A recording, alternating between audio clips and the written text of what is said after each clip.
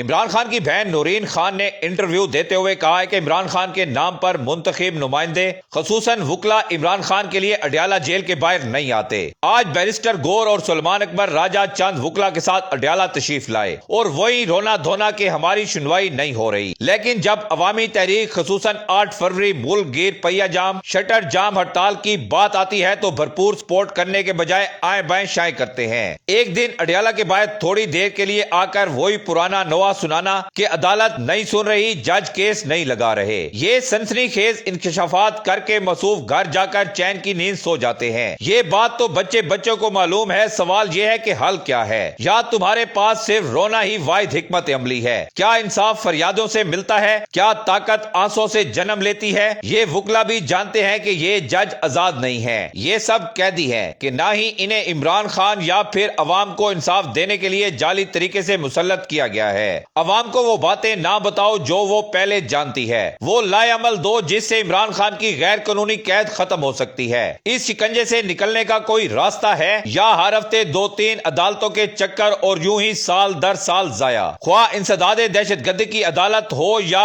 High court ہو یا supreme court? اب یہ سب تماشا بند کرو، پیچھے ہٹو، گھر بیٹھ جاؤ۔ نورین خان نے کہا کہ اب فیصلہ عوام اور نظام کو کرنے دو۔ فروری 8 کی کال دی جا چکی ہے، یا تو کال میں بھرپور ساتھ دو یا نہیں کر سکتے تو اب خاموشی اختیار کرو۔